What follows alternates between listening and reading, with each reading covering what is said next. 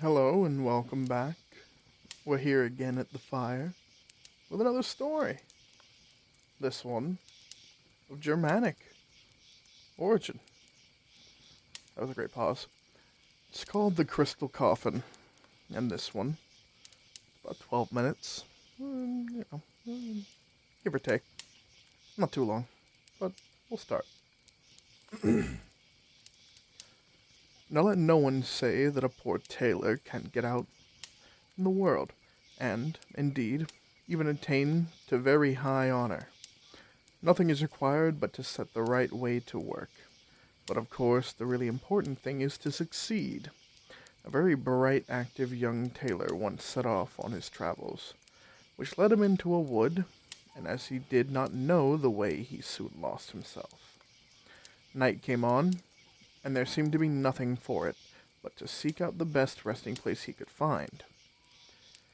He could have made himself quite comfortable with a bed of soft moss, but the fear of wild beasts disturbed his mind, and at last he determined to spend the night in a tree. He sought out a tall oak tree, climbed up to the top, and felt devoutly thankful that his big smoothing iron was in his pocket, for the wind in the tree tops was so high that he might easily have been blown away altogether. After passing some hours of the night, not without considerable fear and trembling, he noticed a light shining at a distance, and hoping it might proceed with some house where he could find a better shelter than in the top of the tree, he cautiously descended and went towards the light. It led him to a little hut, all woven together of reeds and rushes. He knocked bravely at the door, which opened, and by the light which shone from which he saw an old gray-haired man dressed in a coat made of brightly colored patches. "Who are you, and what do you want?" asked the old man roughly. "I am a poor tailor," replied the youth. "I have been benighted in the forest, and I entreat you to let me take shelter in your hut till morning." "Go your way," said the old man in a sulky tone. "I'll have nothing to do with your tramps. You must just go elsewhere." With these words he tried to slip back into his house, but the tailor laid hold of his coat tails and begged so hard to be allowed to stay that the old fellow, who was by no means as cross as he appeared, was at length touched by his entreaties, let him come in, and after giving him some food, showed him quite a nice bed in the corner of the room. The weary tailor required no rocking to rest, but slept soundly till early morning, when he was roused from his slumber by a tremendous noise. Loud screams and shouts pierced the thin walls of the little hut. The tailor, with new-born courage, sprang up, threw on his clothes with all speed, and hurried out. There he saw a huge black bull engage in a terrible fight with a fine large stag. They rushed at each other with such fury that the ground seemed to tremble under them, and the whole air seemed to be filled with their cries. For some time it appeared quite uncertain which would be the victor, but at length, the stag drove his antlers with such force into his opponent's body that the bull fell to the ground with a terrific roar, and a few more strokes finished him. The tailor, who had been watching the fight with amazement, was still standing motionlessly when the stag bounded up to him, and before he had time to escape, forked him up with its great antlers and set off at full gallop over hedges and ditches, hill and dale, through wood and water.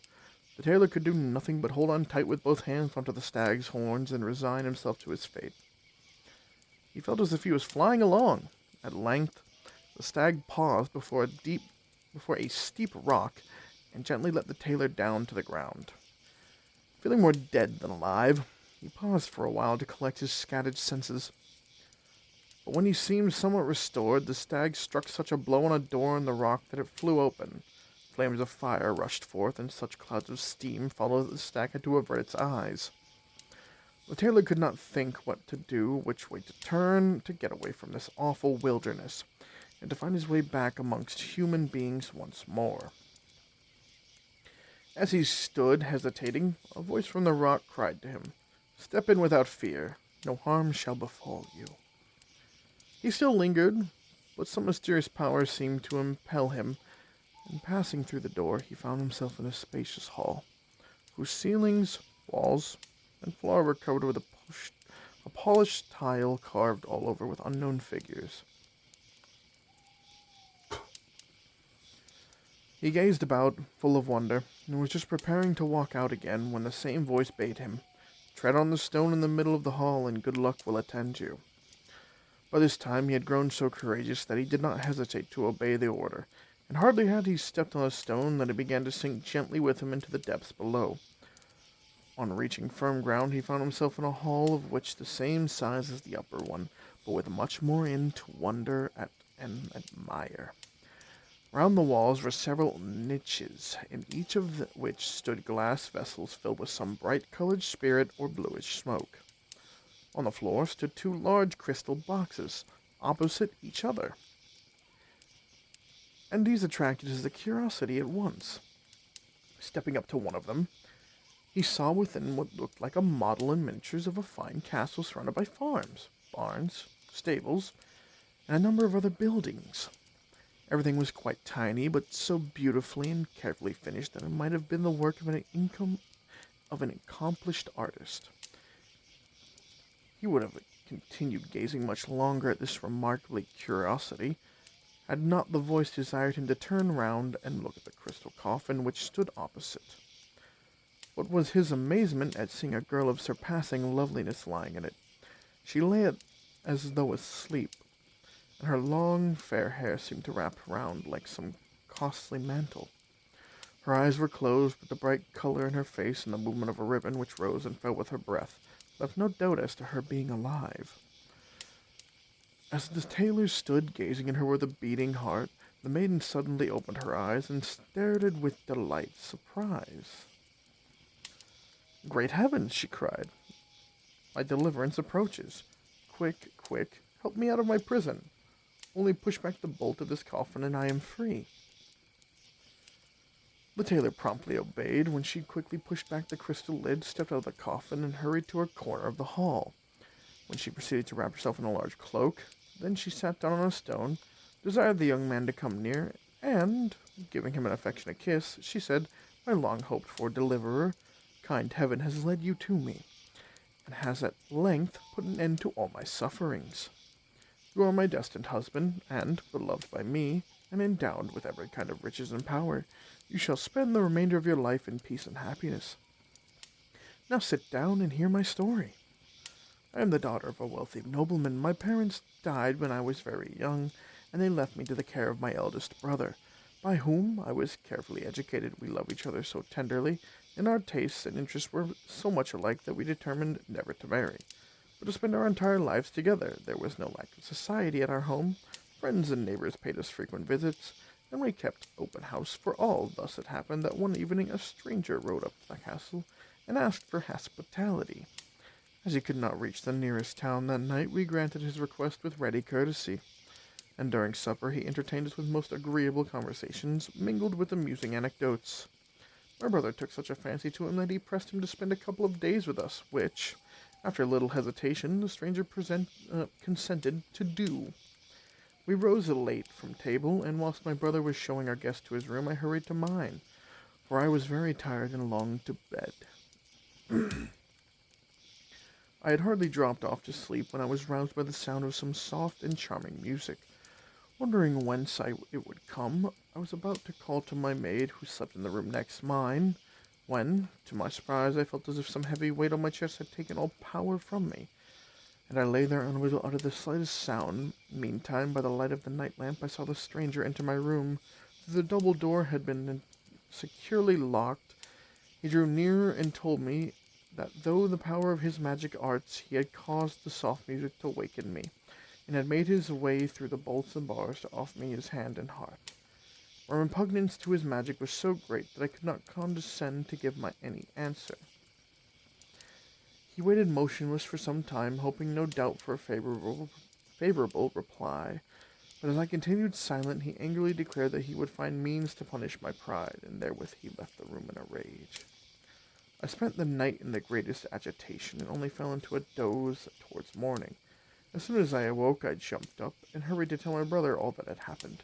But he had left his room, and his servants told me he had gone out at daybreak to hunt with the stranger.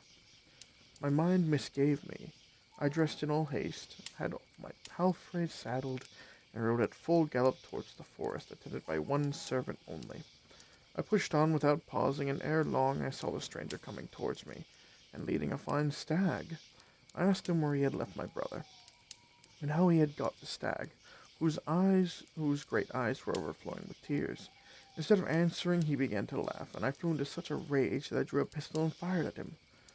But the bullet rebounded from his breast and struck my horse in the forehead. I fell to the ground, and the stranger muttered some words which robbed me of my senses. When I came to myself, I was lying in a crystal coffin in this subterranean vault.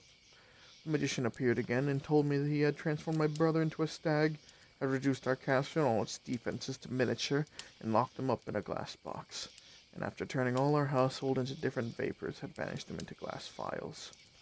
If I was only yield to his wishes, he could have easily opened these vessels, and all would then resume their former shapes. I would not say more that I had done previously, and he vanished, leaving me in my prison, where a deep sleep soon fell on me. Amongst the many dreams which floated through my brain was a cheering one of a young man who was to come and release me, and today, when I opened my eyes, I recognized you and saw what my dream was fulfilled. Now help me to carry out the rest of my vision. The first thing is to place the glass box which contains my castle on this large stone. As soon as this was done, the castle gently rose through the air and transported them into the upper hall, whence they easily carried the box into the outer air.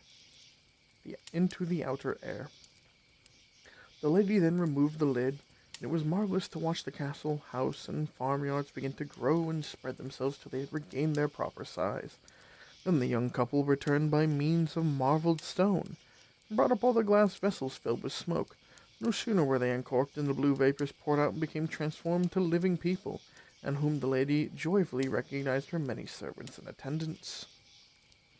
Her delight was complete when her brother, who had killed the magician under the form of a bull, was seen coming from the forest in his proper shape, and that very day, according to her promise, she gave her hand in marriage to the happy young tailor. That was a very nice story, actually. Like, very nice, actually. I like that. That's nice.